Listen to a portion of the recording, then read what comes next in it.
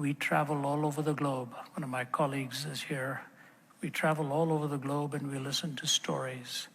And that's what we hear again and again and again. I made this choice. I went there. I did this.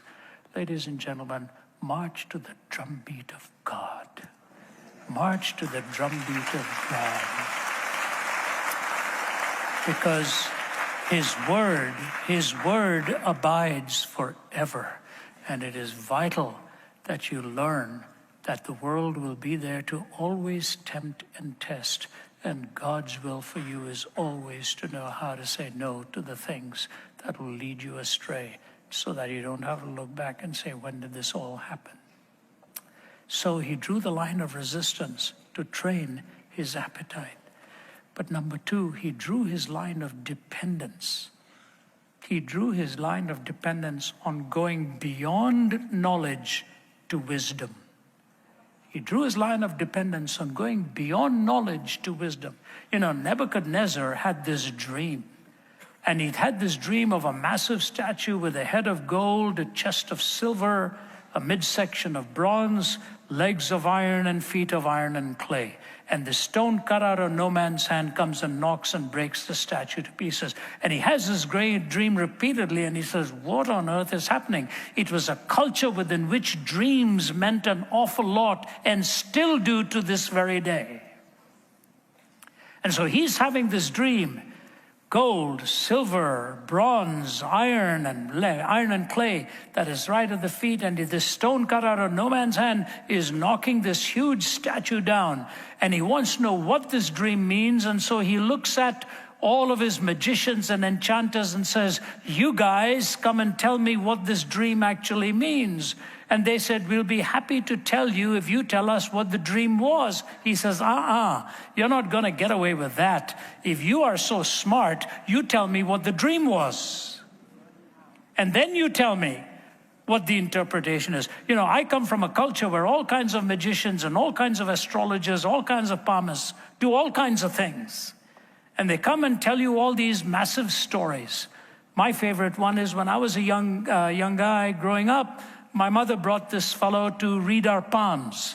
Now, palm reading and astrology was an avocation. His actual vocation was selling saris. So he would come to the door, open up his trunk, and then he would offer to read our palms. So my mother sat all of us kids down one after another, told him to please predict our future after reading our palms. And he was giving all these glowing reports to my older brother and with my brothers and sisters. And then he looked at my hand and he went like this.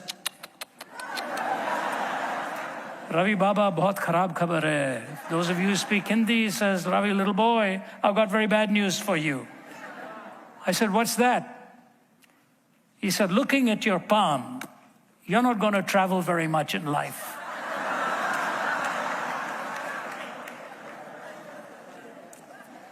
I don't know what he's doing for a living now. But I hope his sari business is going well, or else he's gone into weather reporting, which is about the only thing you can keep doing and be dead wrong and still have an audience. You know. So there he was, palmistry and all this kind of stuff. That's what's happening here. You guys are enchanters, you're magicians. Tell me what my dream was. And the guy said, you know, this dictator is looking for a reason to kill us.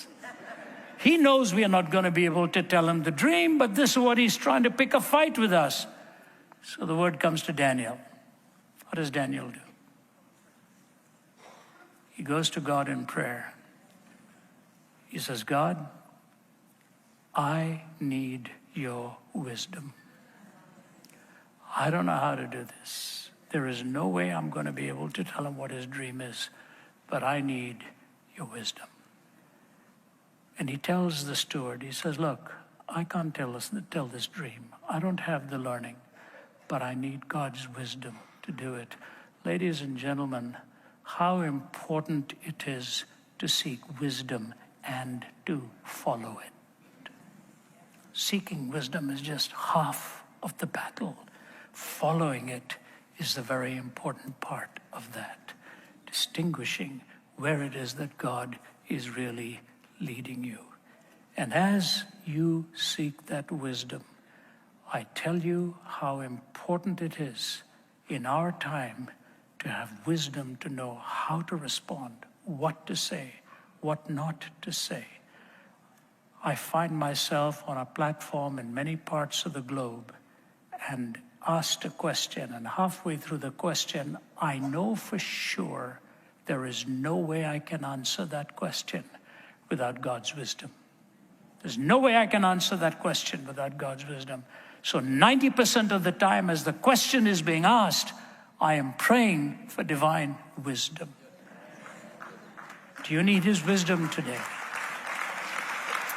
Do you need that wisdom today? That wisdom to know what to do and how to do it. So critical. I want you tonight to just seek the mind of the Lord to reveal to you what he wants from you and the wisdom of what to do and what not to do. It is critical that you follow along in that. I remember some years ago being with the former Archbishop of Canterbury, and we were 5 of us on a peace mission talking to the leaders from both sides in Jerusalem, in Israel. And we'd finished talking to many of them, and on the last day we were talking to one of the guys who was a well-known terrorist. He had founded one of the leading terrorist organizations. So strong guy, he'd spent many, many years in prison as well. And he was an angry man. He was fists clenched, and he was just shaking and talking. The room was full of tobacco smoke. And as he argued for his position and his view, I knew we were not going to get anywhere. Finally, the Archbishop looked at the 5 of us guys and said, why don't you all ask him your question? I'll give you a chance to ask him one question apiece.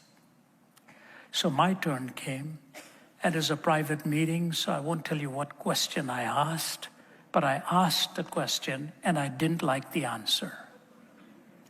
So I looked at him and I said, Sheikh, I really don't like your answer. I was already shivering in my shoes. I'm wondering if my grave was going to be in Ramallah by the next morning. So I said to him, I don't like your answer, but I just want to say to you a couple of things. I said, Sheikh, not far from where you and I are sitting, 5,000 years ago, a man by the name of Abraham took his son up a hill in order to offer him as a sacrifice to God to demonstrate his faith. I said, do you remember that story? He said, yes. I said, please, Sheikh, let's not debate which son. But Abraham took his son up that mountain to offer him as a sacrifice to God. He said, that's right. I said, as the axe is about to come down, God stops that hand. He said, that's right. I said, what did God say? He just looked at me. I said, God said, stop. I myself will provide. He said, that's right. I said, Sheikh, very close to where you and I are sitting, 2,000 years ago, God kept that promise.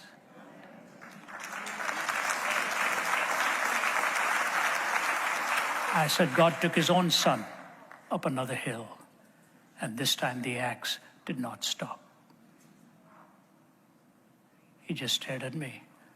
I said, Sheikh, until you and I receive the son God has offered, we'll be offering our sons and daughters on the battlefields of this world for position and power and land and prestige. He just stared at me. The Archbishop said, I think it's time to go now.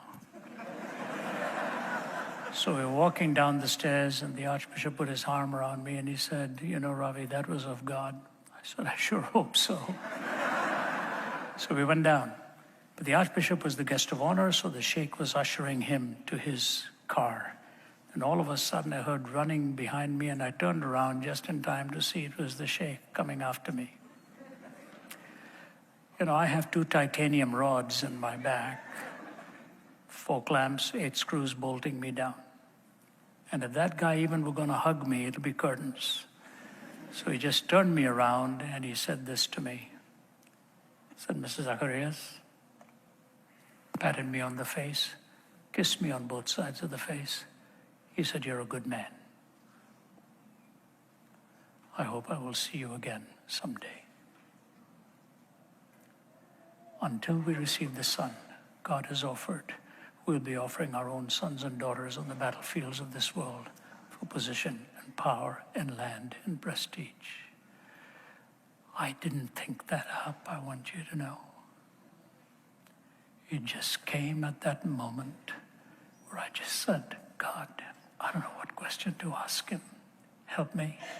And when he answered, and I said, God, I don't like this answer. Help me.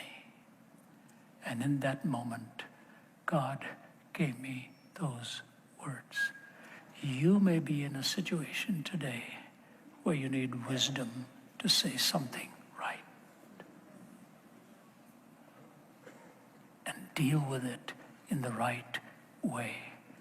Seek his mind, seek his wisdom.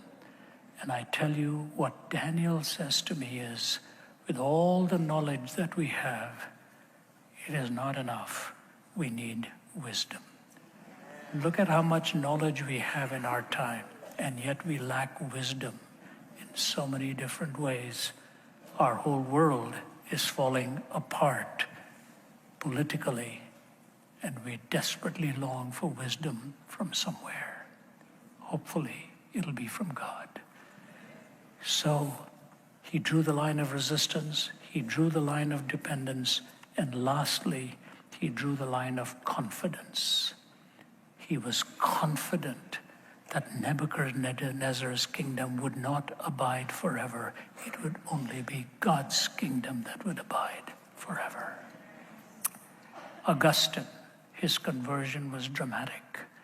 And as the barbarians were scaling the walls of Rome to destroy it, he wept in his home in Carthage. And that's when he wrote the city of God. There's the city of God and the cities of men. As my brother so well said before we took Holy Communion, how he reminded us when he said, this world is not our home. This is not our home. We are renters. We rented this place very, very temporarily. We are here for a while, and then we're gone. You know, my wife's mother is 99 years old, and she's lived a very beautiful life, but now all of a sudden, the mind is beginning to go. Even this morning, she'd been with her mother for a week in Toronto and then came here straight from Toronto. So the mother phones and says, now, what did we talk about when you were here?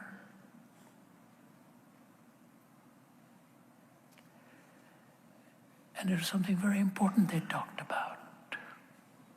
Very important. And this is the third time she said to her, what did we talk about when you were here? Suddenly the memory is failing.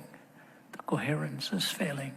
And one day the heart will beat for the last time.